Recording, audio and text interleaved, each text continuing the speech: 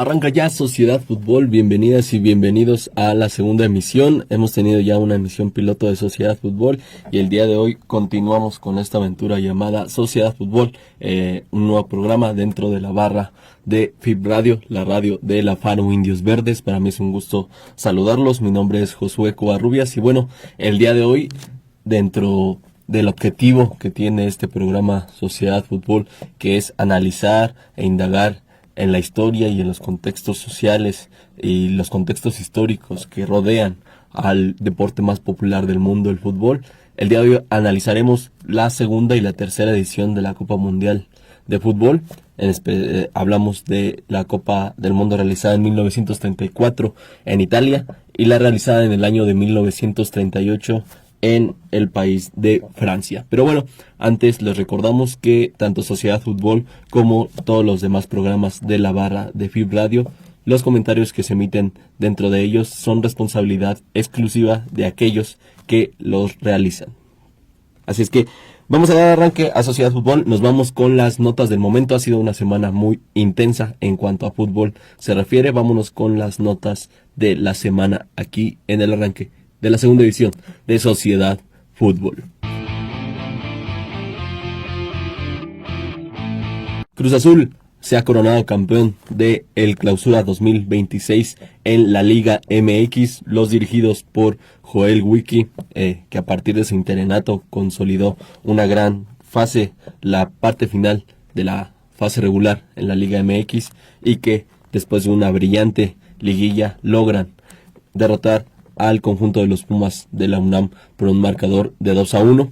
Recordemos que la final de ida realizada el día jueves en el Estadio Ciudad de los Deportes, casa improvisada para el conjunto de la máquina celeste, resultó en un empate a ceros. Todo se definió en la vuelta el día domingo en punto de las 7 de la noche en el Estadio Ciudad Universitaria ante un marco pletórico. Se buscaba por parte del conjunto de la UNAM la octava estrella, pero es el conjunto de la máquina celeste quien aprovecha desconcentraciones dentro del partido, dentro de la recta final del partido por parte del conjunto universitario, y logra así su 10ª estrella.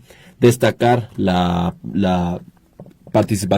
destacada participación dentro del partido de vuelta de la gran final de Rodolfo Rotondi, que curiosamente por mucho tiempo había sido, tanto por la afición celeste como por el medio del fútbol mexicano, estigmatizado por errores puntuales que había tenido tanto en la final contra América, aquella del penal polémico que termina señalando el Gato Ortiz, como aquellos errores que tuvo también en el siguiente torneo con un penal que comete en contra de Eric Sánchez del Club América, que también los relega de la gran final de aquel torneo en el cual estos dos torneos donde comete aquellos errores Rodolfo Rotondi eran dirigidos por Martín Anselmi, que precisamente marcó una era que quizás culmina en este momento con el campeonato de liga, porque muchas de las estrellas y de la columna vertebral de aquel Cruz Azul que obtuvo el subcampeonato hace 2 años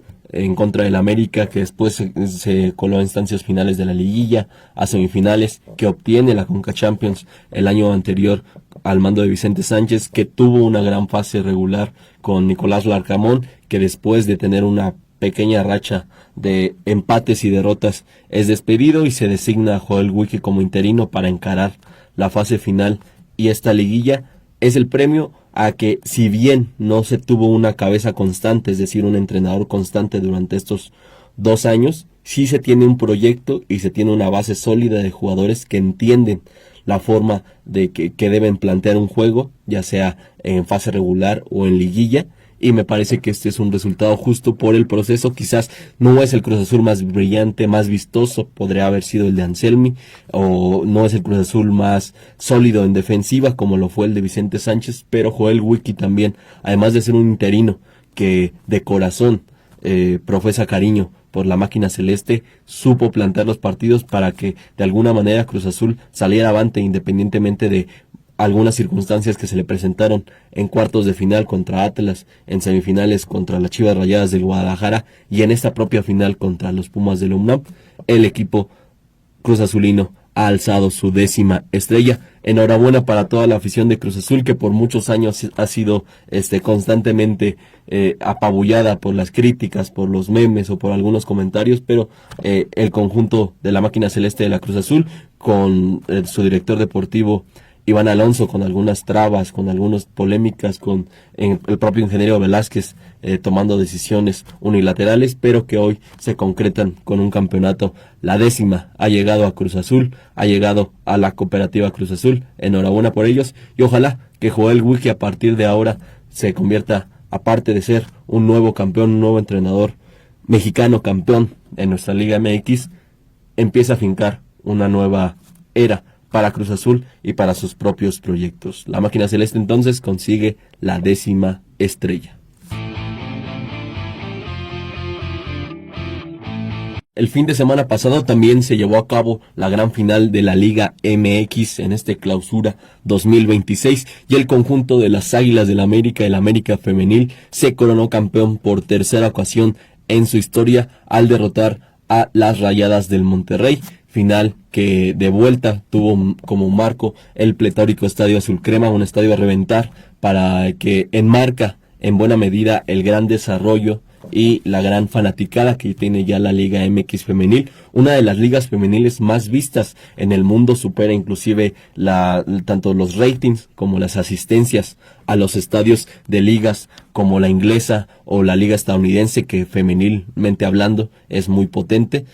El conjunto de las Águilas del América logra su tercera estrella al mando de Ángel Villacampa, campeón de la segunda estrella cuando se le gana en la cancha del Estadio Azteca al conjunto de las Tuzas del club Pachuca, y ahora logra su tercera estrella después de que habían hilvanado 4 finales consecutivas sin poder alzar el título, siendo subcampeonas, pero ahora se coronan campeonas de la Liga MX. Y eso no es todo, pues a partir de ese campeonato llegan al cuadrangular final, impulsadas por este hálito de campeonas, llegan al cuadrangular final de la Conca Champions femenil, que tiene pocas ediciones de realizarse, y en el Estadio Hidalgo, en el estadio del Club Pachuca, se coronan campeonas de la Conca Champions. Entonces realizan un hito histórico para un equipo femenil mexicano, porque son el primer equipo femenil en nuestro país en conseguir el doblete en una temporada. Hablamos de ser campeonas de la Liga MX y al mismo tiempo conseguir el título de la Copa de Campeonas de la CONCACAF, como se conoce popularmente, la Conca Champions femenina, que les otorga también el boleto para el primer Mundial de Clubes a celebrarse próximamente. Enhorabuena para el conjunto de las Águilas del América, que de manera en su rama varonil no tuvieron la mejor de las temporadas, no han tenido el último año más decoroso que se refiere, pero el conjunto femenil ha dado la cara y ha respondido en base, como lo hablábamos del Cruz Azul, a un proceso que al mando de Ángel Villacampa comienza a dar o a volver a dar resultados. Enhorabuena para el América femenil y para la Liga MX femenil en general, que comienza a dar pasos agigantados para consolidarse como más que un proyecto a largo plazo, en una realidad dentro de la sociedad mexicana, la sociedad fútbol. Está todo listo ya para celebrarse la gran final de esta edición 2026 de la UEFA Champions League, específicamente en Budapest, Hungría, en el Puskás Arena. El conjunto de Paris Saint-Germain, actual campeón de la UEFA Champions League, se medirá al reciente coronado campeón de Inglaterra, el Arsenal, dirigido por Mikel Arteta. Se medirá al recién coronado campeón de Inglaterra, Arsenal de Inglaterra. Está todo listo para que se celebre la gran final de la UEFA Champions League, que coronará al campeón europeo de esta edición 25-26, el conjunto de Paris Saint-Germain, dirigido por Luis Enrique, con grandes figuras como Ousmane Dembélé, Desiree Doué o Vicha Kvaratskhelia. Se medirá al recién campeón inglés, el conjunto de Arsenal FC, dirigido por el español Mikel Arteta, y con grandes jugadores como Declan Rice, Bukayo Saka o Martin Odegaard. una final única, nunca se había cruzado estos dos equipos, el conjunto parisino y el conjunto inglés, en estas instancias finales del máximo torneo de clubes en Europa y en el mundo, pero que tendrá grandes ingredientes que auguran que será una gran final europea. Es el último gran evento en el fútbol mundial previo a la realización de la Copa Mundial 2026 en Norteamérica. Para el Paris Saint-Germain, de tener un proceso con fracasos a nivel europeo desde que fue comprado por los grandes jeques cataríes, ahora está a punto de lograr un bicampeonato histórico para los conjuntos franceses, y Arsenal, que nunca ha podido lograr conseguir un título de UEFA Champions League. Lo más cerca que se han quedado fue aquella generación de Thierry Henry, que sucumbió en la gran final de 2006 ante el Barcelona de Frank Rijkaard, de Ronaldinho, de Samuel Eto'o y del propio Rafa Márquez. Tienen una nueva oportunidad para lograr una Champions League que es muy deseada por sus aficionados y por el fútbol inglés en general. Veremos qué le depara, ya sea el doblete, el bicampeonato de Paris Saint-Germain o la primera UEFA Champions League para el conjunto de Arsenal. Dos grandes equipos dirigidos por jóvenes entrenadores españoles de extracción culé, pero que han sabido sentar las bases en el fútbol a nivel europeo en distintos países, no solamente en España. Veremos qué pasa en esta gran final a celebrarse este sábado 30 de mayo en Hungría. Paris Saint-Germain o Arsenal, coméntenos quién es su favorito para conseguir esta edición de la UEFA Champions League.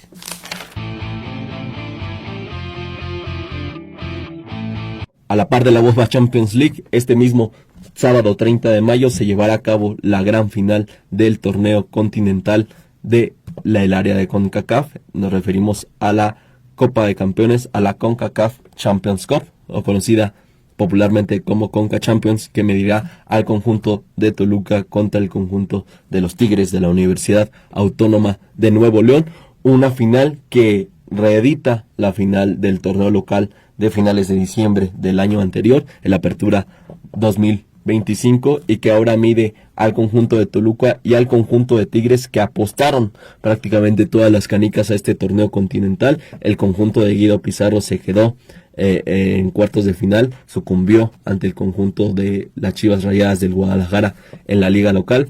Por su parte, el conjunto de Toluca, dirigido por Antonio el Turco Mohamed, no pudo hilvanar una tercera estrella consecutiva, un tricampeonato dentro de la liga local. Sucumbió en semifinales en cuartos de final, contra el conjunto de los Tuzos del Pachuca. Desde el primer momento en que quedaron eliminados ambas escuadras, no han roto filas, se han mantenido concentrados tanto en Monterrey como en Toluca para preparar esta gran final continental, que además de conseguir este campeonato en el área de CONCACAF, les asegura un boleto a 2 torneos. En principio, les asegura ser partícipes del segundo gran Super Mundial de Clubes, a celebrarse en sede por confirmar en el año 2029. Se habla incluso que México puede ser una de las sedes para este Super Mundial de Clubes. Y también les asegura que a finales de diciembre el campeón se enfrente al conjunto que termine campeón en Sudamérica de la Copa Libertadores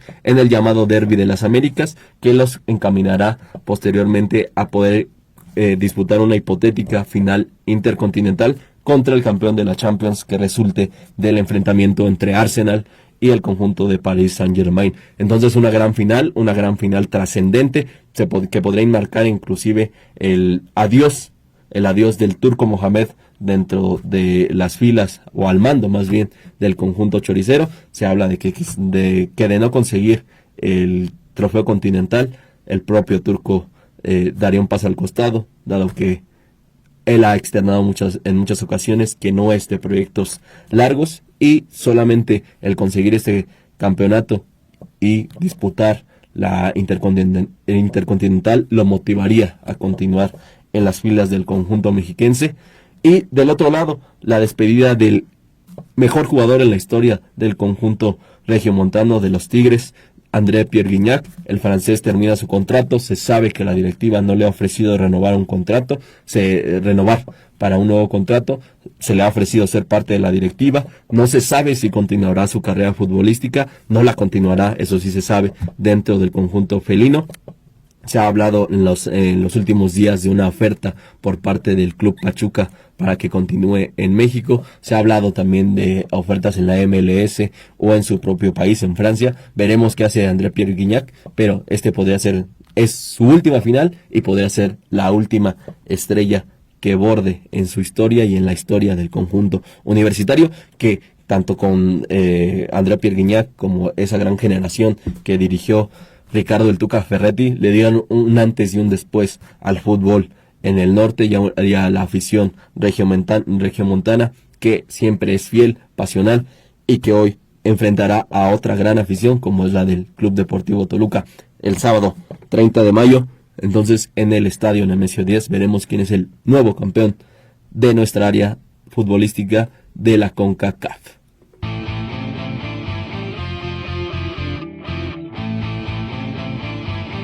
Vamos a iniciar entonces con el tema central esta semana de Sociedad Fútbol, que tiene como título Política, Ideologías y Fútbol, porque es precisamente eso lo que enmarca a la segunda edición y a la tercera edición de la Copa Mundial de Fútbol.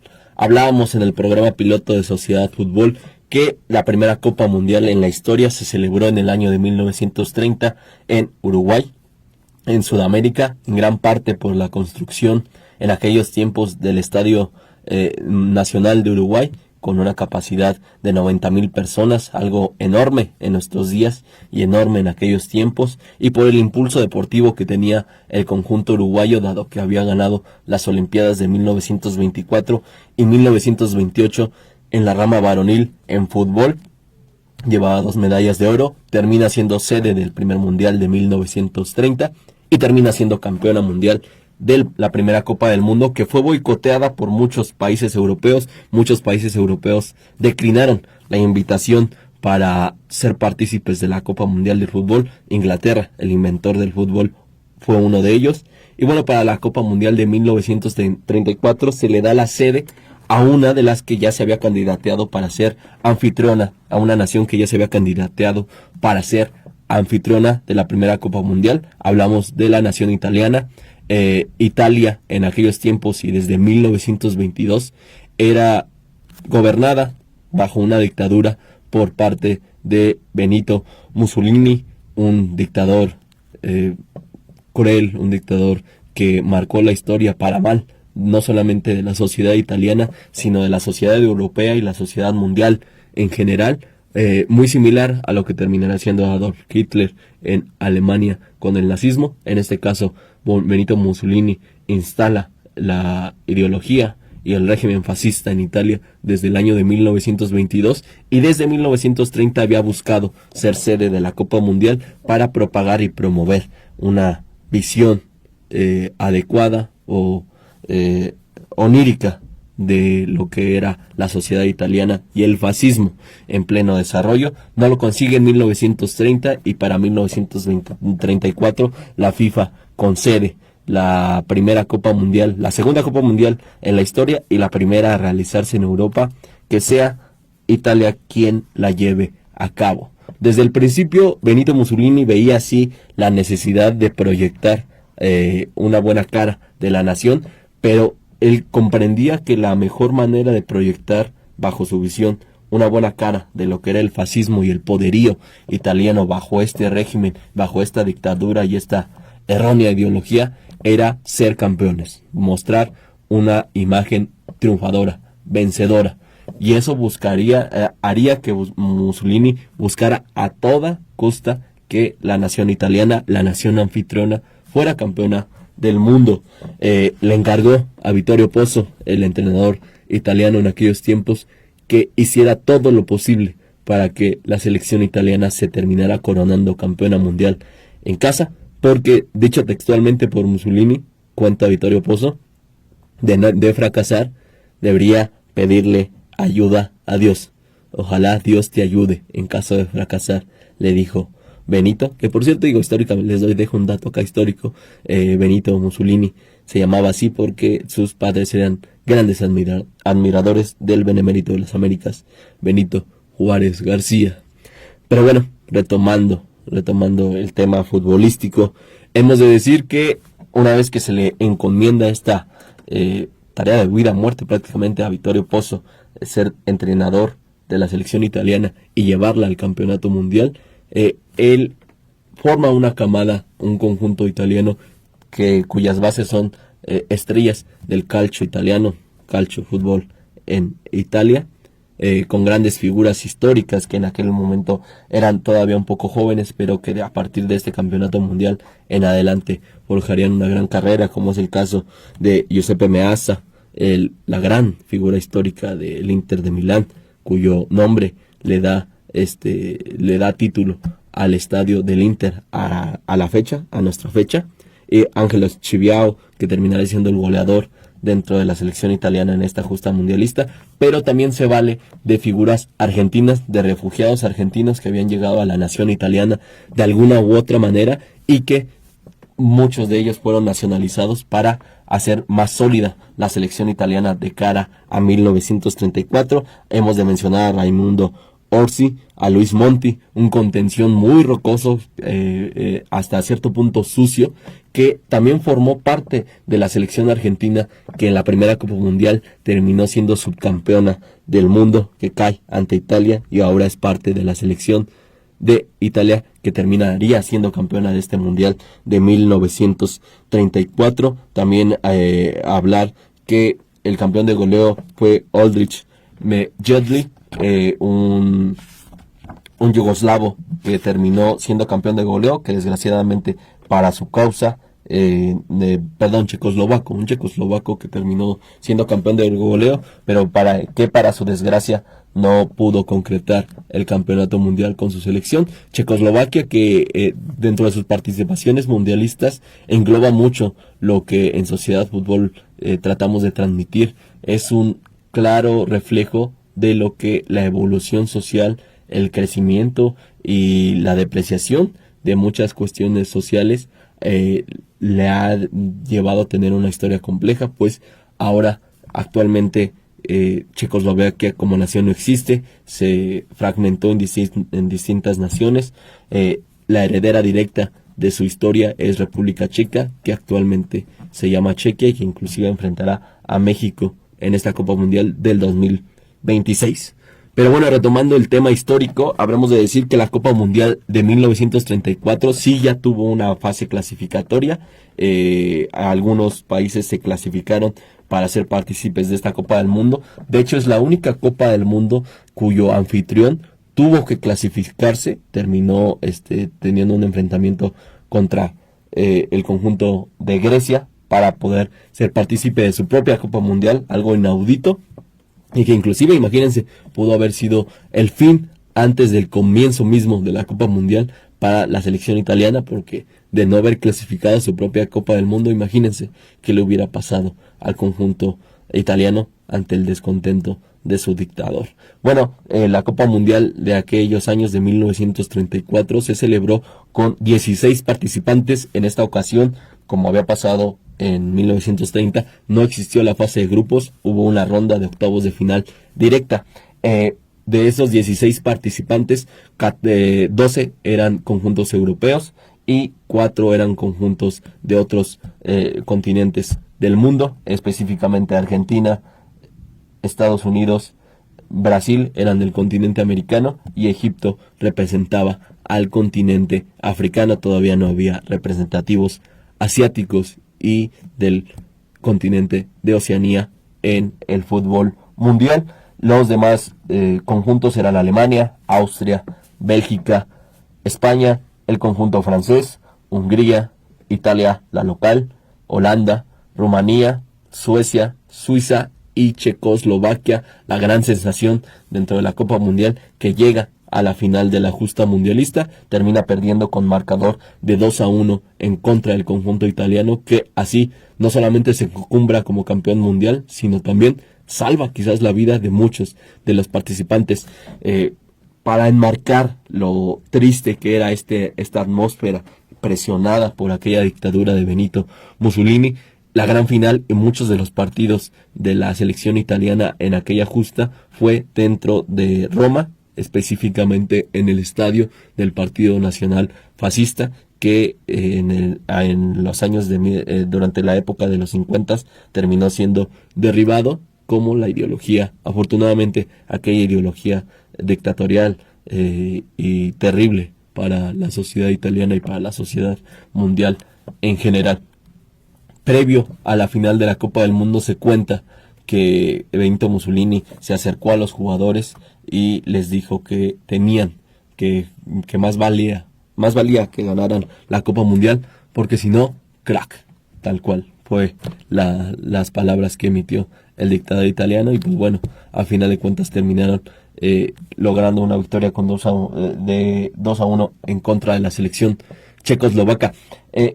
Quizás el conjunto italiano no tuvo tantos problemas para vencer a la selección checoslovaca, un partido reñido, pero que Italia controló en todo momento, pero fue en la fase de cuartos de final, al enfrentarse al conjunto español, un conjunto español que comenzaba a dar bríos de gran fútbol con Ricardo Zamora, el gran portero español, el primer gran portero español, y que de hecho le da su nombre al trofeo Zamora, que actualmente se entrega al mejor portero en la temporada en la Liga Española.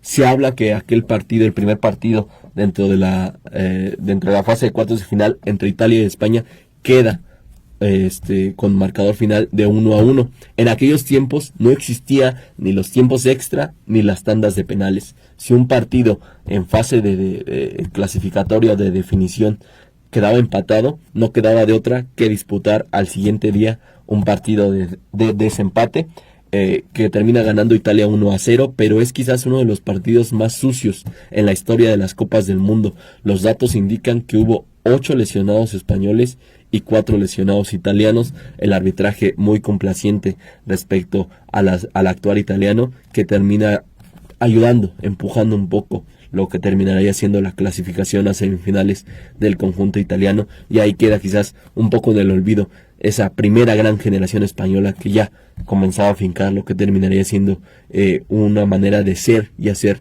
muy buena dentro de la liga local española, como dentro de sus selecciones que posteriormente ganarían Eurocopas y Copas Mundiales ya en el siglo XXI. Así termina la Copa Mundial de 1934. Nos trasladamos a la Copa Mundial de 1938, que ahora tiene como sede a la nación francesa, específicamente la ciudad de París. Fue gran testigo de lo que terminó siendo la tercera Copa Mundial.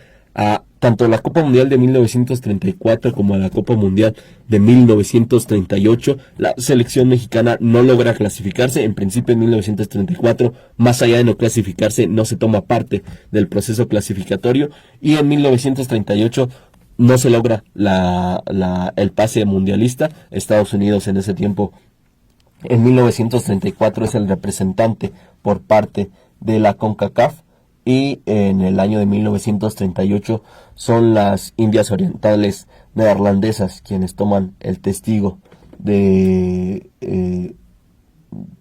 lo que debió de haber sido la participación de México. Termina siendo relegado, y es Indias Orientales Neerlandesas quienes terminarían siendo el representante para esta zona. Pero bueno, en 1938 nuevamente es el conjunto italiano quien consigue la Copa Mundial, que continuaba con la presión, el asedio por parte del dictador Benito Mussolini, quienes nuevamente les dijo que era ganar o morir. Se les mandó un telegrama donde se les indicaba que previo a la Copa Mundial debían entender que era ganar o morir. Esta Copa Mundial los enfrentó ahora en la gran final de la justa contra el conjunto húngaro. En aquel tiempo, quizás actualmente Hungría no les suene como una potencia mundial, pero de los años 30 a los años 60, Hungría fue la cuna de muchas grandes generaciones de futbolistas. Posteriormente haría la gran erupción mundial, el gran el gran cañoncito Ferenc Puskás, pero desde 1938 ya se tenía una gran generación húngara. También es la aparición por primera vez de una figura brasileña dentro de las Copas Mundiales, Leônidas da Silva, que anotó la cantidad de 7 goles en 4 partidos, llevando a la selección brasileña hasta las semifinales. En la semifinal no toma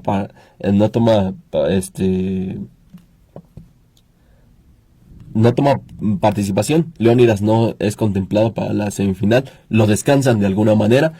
Entra ahí entonces el mito o la sospecha de si lo descansan de manera deliberada o realmente era una estrategia por parte de la selección brasileña, porque se podría entender que quizás guardaron a su mejor elemento por presiones italianas, nunca se sabrá, pero ahí queda Leónidas da Silva, antes de Pelé, antes de Garrincha y mucho antes de Ronaldo, de Ronaldinho, de Romario. Existió Leónidas da Silva, el primer brasileño campeón de goleo en el Mundial de 1938. Un mundial que por muchos años ha sido olvidado porque ya se vivía en aquellos tiempos en Europa y a nivel mundial gran tensión. Está a punto de suceder la Segunda Guerra Mundial, que precisamente corta la historia de las Copas Mundiales. Las Copas Mundiales desde el principio de su creación se realizan cada 4 años. 1930, 34 y 38. Sin embargo, por las cuestiones de los conflictos bélicos a nivel internacional, las ediciones de 1942 y de 1948 no se logran llevar a cabo. La FIFA las suspende. De hecho, por muchos años el trofeo Jules Rimet, el trofeo de la diosa de la victoria Nike, el primer trofeo de la Copa Mundial en la historia, fue guardado en una caja de zapatos para que no cayera en las manos equivocadas, y que una vez que las Copas Mundiales se reanudaran pudiera seguir siendo otorgado al campeón mundial, que quien ganase, la nación que lo ganase 3 veces, se quedaría por siempre con este primer trofeo. Italia se convierte entonces en el primer bicampeón en la historia de las Copas del Mundo. Aquella dictadura mancha quizás mucho de lo logrado por aquella generación italiana, con Vittorio Pozzo dentro como director técnico, y con Giuseppe Meazza siendo el artífice a nivel cancha de mucho de lo bueno que realiza la selección italiana, pero manchada, insisto siempre, por la sombra dictatorial de Benito Mussolini y su terrible fascismo que salpica el fútbol. Otra forma de que queda claro que la sociedad y el fútbol no se son indiferentes entre sí. Pero bueno, coméntame, ya conocías un poco la historia de las Copas del Mundo, tanto de 1934 como de 1938. Me gustaría saber tu opinión. Continuaremos dentro de la próxima edición desentrañando un poquito más de la historia y de los génesis de las Copas del Mundo y de aquel fútbol de principios y mediados del siglo XX. Vamos ahora con declaraciones de Rafa Márquez, y es que en Sociedad Fútbol cubrimos un evento publicitario a propósito de la Copa Mundial 2026, donde tomaron parte distintas figuras del fútbol histórico, del fútbol nacional, como Osvaldo Sánchez, y en específico les compartimos las declaraciones de Rafa Márquez, quien dentro de su calidad de asistente técnico para esta Copa Mundial 2026, que será comandada por Javier El Vasco Aguirre, declara que de alguna manera los pitidos, los abucheos por parte de la afición mexicana sí son algo que cala dentro del seno de la selección nacional, y que espera que para el día 11 de junio la afición se vuelque dentro de la inauguración de la Copa Mundial 2026 en pos de un buen resultado, que apoya a la selección de manera incondicional para buscar una participación histórica. ¿Ustedes creen que la selección mexicana, siendo anfitriona por tercera ocasión en su historia, con Javier Aguirre y Rafa Márquez, dos históricos de nuestro país, en la dirección técnica, logren un resultado histórico como pasó en 1986, o será un gran fracaso y una triste localía para el conjunto verde? Vámonos con las declaraciones que emitió Rafael Márquez en esta cobertura que tuvo Sociedad Fútbol. Vamos a llegar para la gente, la ilusión alrededor de la selección, ¿cómo lo vamos a vivir? Pues mira, yo creo que nos hemos guiado un poco por las experiencias de Javier. Javier tuvo la oportunidad de jugar un mundial ya en casa. Lo que nos comenta él es que se vive totalmente diferente. Ha tenido oportunidad de ya dirigir varios mundiales y de ser partícipe como jugador aquí en el Mundial del 86. Y él la verdad es que no escatima en repetirnos una y otra vez la sensación de poder estar con nuestra gente, el apoyo que vamos a recibir, las ganas que tiene al tratar de exponerse ante su pueblo y su gente, y que pues es lo que esperamos para ese día, ¿no? Que la gente en realidad se vuelque con nosotros. Queremos que sea también una ventaja para nosotros de poder jugar en nuestro país, de que sientan el calor de la gente, la presión de nuestra gente. Aún así que me voy a tirar un poquito más allá de la lengua, de que a veces desafortunadamente cuando tenemos un mal resultado, va a un mal resultado, pues la gente se nos torna en contra, y la verdad que eso duele a veces porque pues es nuestra gente, ¿no?